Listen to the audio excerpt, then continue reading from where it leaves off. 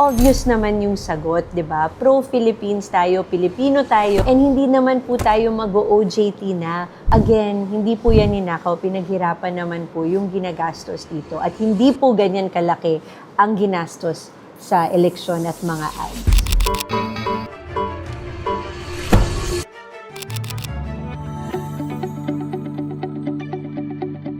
Hi!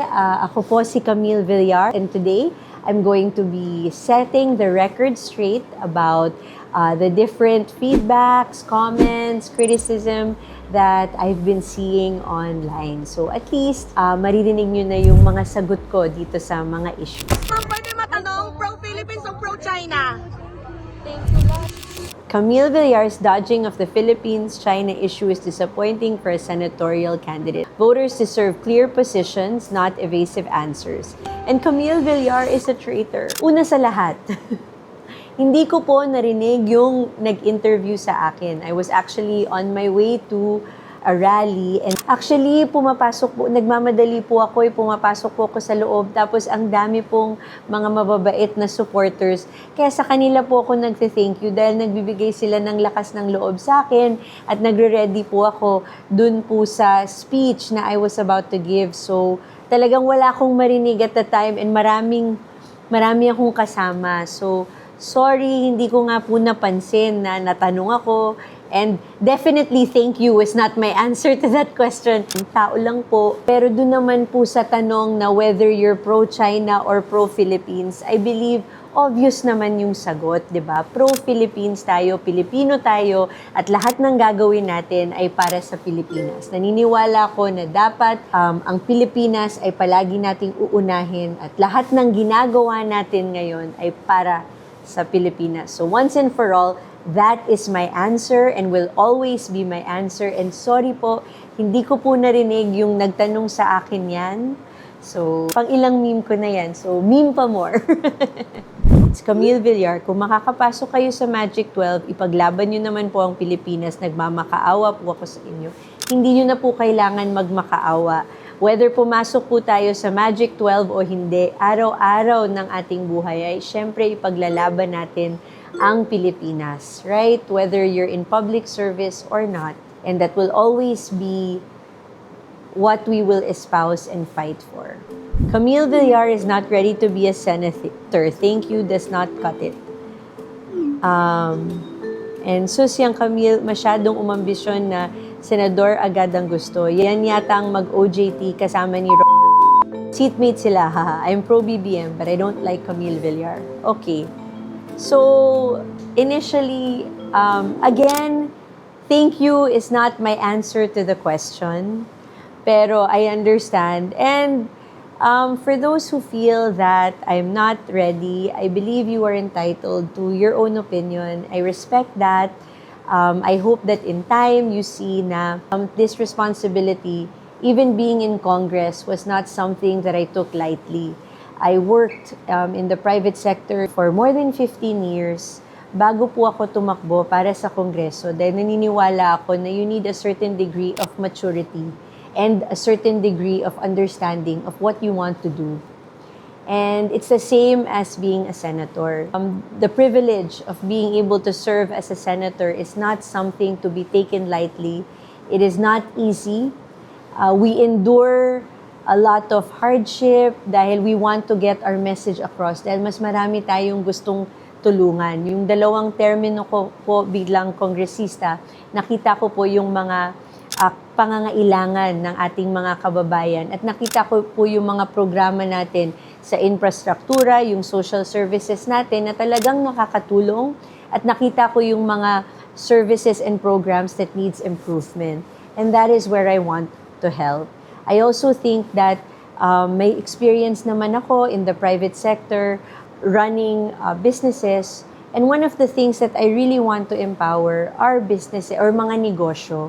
Kasi po ang mga negosyo, 95% po ng ating mga enterprises sa Pilipinas ay comprised of small and medium enterprises. Small, micro, and medium enterprises. At sila po ang naglilika ng napakaraming trabaho.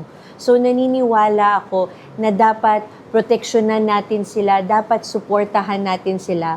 And having worked in that sector, having studied and having a master's in business administration, naiintindihan ko po yan, yung mga pangangailangan ng MSMEs, kung ano yung mga ways na masusuportahan natin sila. Dahil pag sila'y lumaki at nag-succeed, mas marami pong magkakaroon ng trabaho.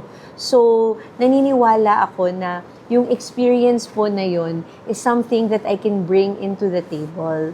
And hindi naman po tayo mag-OJT na pag nasa Senado tayo kasi 6 na taon na po tayong nasa Kongreso. So sanay na po tayong gumawa ng panukalang batas. Alam na po natin yung intricacies on how you need to have it passed.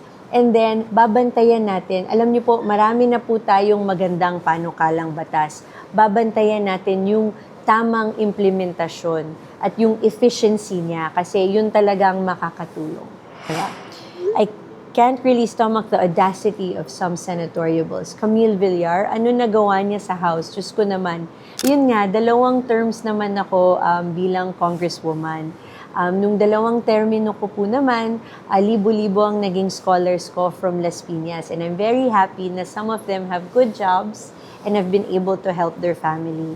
I've also constructed more than 100 buildings po in Las Piñas, multi-purpose centers. So we have kabataan centers, we have multi-purpose courts for all of our subdivisions so that young and old Las Piñeros have a place that's safe and clean and nice for them to hang out or have events in. And then for mga pag nagkakaroon ng kalamidad, meron din po silang sisilungan. And of course, we've expanded the capacity of the Las Piñas General Hospital. And in terms of the national bills, one of the bills that I'm most proud of is the Inclusive Education Act, which was passed in the previous administration, which gives services po to those children with special needs and to make sure that they are incorporated into our basic learning program. And meron din po tayong, we were involved in the CREATE law, which helps improve our economy and helps provide more jobs. We helped establish po the Department of Migrant Workers para mas matulungan po at matugunan yung mga pangangailangan ng ating mga kababayan overseas. So marami naman po tayong panukalang batas na bagamat baka hindi po ako ang principal author, ay naging bahagi po ako niyan. Tugon sa pagpapalaganap ng youth concerns. Yes, actually, I believe na it's a good thing to be able to share with my parents, si Senator Manny and Senator Cynthia, yung mga perspectives ng mga kabataan. And talaga naman kami ang tinatakbuhan nila pag kailangan nila ng advice on the advances in technology. Lahat, talaga namang, di ba, lahat naman tayo, yung mga parents natin sa atin nagtatanong. So, ganun rin naman po talaga yun. And I'm very happy that I'm able to share with my parents the concerns of my generation and the opinions of my generation. So, because, you know, my father, si Senator Manny Villar, ever since I was young, he always asks me for my opinion because he believes na real solutions, marami talagang bahagi yan. And hindi dahil bata ka, mali na or hindi tamang sagot mo. Minsan, he says, some of the brightest ideas and the best solution can come from the youngest of minds. So wala sa edad yan, nasa mindset. Mental health is one. And some people think na nasa kabataan lang yan, pero sa pag-ikot ko, all over the country, it's actually a growing concern with people of any age. And ang unang hadlang dyan is sometimes takot yung mga taong magsabi na hindi sila okay. So, yun yung unang kailangan natin ma-espouse na kung kailangan mo ng tulong, kung depressed ka, okay lang yan. It's okay to ask for help. Tapos number 2, gusto natin, merong mga ready services like counseling that become institutionalized, more institutionalized or more permanent. So, pag na-accept mo na you need help, ay may matatakbuhan ka na makakatulong talaga na professional that will help you find the solution so that we can avoid any consequences of mental health problems. Thank you, Camille Villar, sa aksyon na ibibigay mo about our mental health, teenage mom. Tama ka, kailangan na talagang ma-action nito para sa mga kabataan. Let's remove stigma from teenage moms. Yun nga, so this is a real concern because yun nga, there's about a 30 to 35% rise in incidences of teen pregnancies from 2021 to now, 2024, I think. So, talagang one-third or 30%, so that's alarming. And actually, the way that I see it is, first, awareness is really the key to battling this. Talagang kailangan malaman ng ating mga teenage girls the consequences of being pregnant early, not just on your life and on your future, but also on the child, di ba?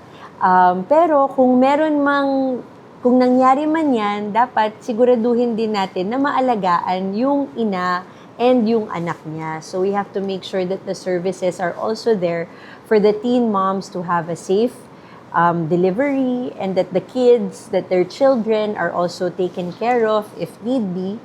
Pero I really believe that the way to prevent this is really awareness and communication with your parents. It really starts at home.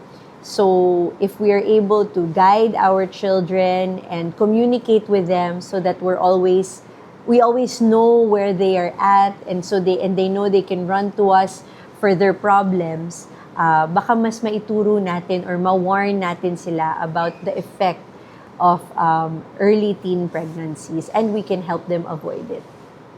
Nagtataka lang ako, siguro kayo din, 1 billion pesos. Wow, hindi ko ma-imagine kung gaano karaming pera yon. Gaano ba kalaki ang sahod ng isang senador at gumagastos sila ng ganyan kalaki or mas malaki pa para lang masigurado ang panalo. Una sa lahat, nakikita ko to, and I have to say, I categorically deny that I have spent 1 billion pesos on pre-campaigning or on ads. Hindi po totoo yan. So I'm grateful for this platform to really deny that I have spent 1 billion pesos on the campaign or on TV ads. Hindi po totoo yan, at kung sino man ang nagkakalat niyan or nagpapalaganap niyan, handa po akong kausapin kayo dahil makikita po natin na hindi po totoo yan. May proof naman tayo na hindi po totoo yan. And sa akin naman pong palagay ay meron po tayong message at nais natin magpakilala sa taong bayan. And if advertising is the means to let our message be known and to introduce ourselves and our advocacies to the rest of the people, sa mga kababayan natin, then it's something that we have to do. Pero para naman po sa akin, yun naman pong ginastos dyan sa mga advertisements na yan, at yun namang ginastos para ma-express ang aking mga advocacies, ang aking mensahe, ang aking gustong iparating sa ating mga kababayan, ay pinaghirapan naman po yan at hindi po yan ninakaw. Again, hindi po yan ninakaw, pinaghirapan naman po yung ginagastos dito, at hindi po ganyan kalaki ang ginastos sa eleksyon at mga ads. So thank you so much for this opportunity for me to shed some light on my thoughts and answers to some of the criticism and feedback online. I'm not gonna lie, some of them are very painful and not true. Pero nonetheless, I really respect po your opinions, and marami din po naman akong natututunan sa comments nyo, and I do take it as a challenge to make sure na i-prove na hindi naman po yun ang aking mga layunin, na maganda naman po ang aking intensyon, na naniniwala ko na handa naman po ako sa mga tinatahak kong mga kampanya. And running for senator is not something that I take lightly. It is something that I feel that I need to be prepared for, and I always tell myself that it's a lot of hard work, but I'm ready for it because I really believe that I can make a difference, and I really want to help more people. And, I hope that in time, people will see that. I believe naman na if your intentions are pure and if you work hard enough to show it, then the results naman will come out. So, I hope in time, makita nyo rin po yun. But in the meantime, salamat po sa inyong feedback.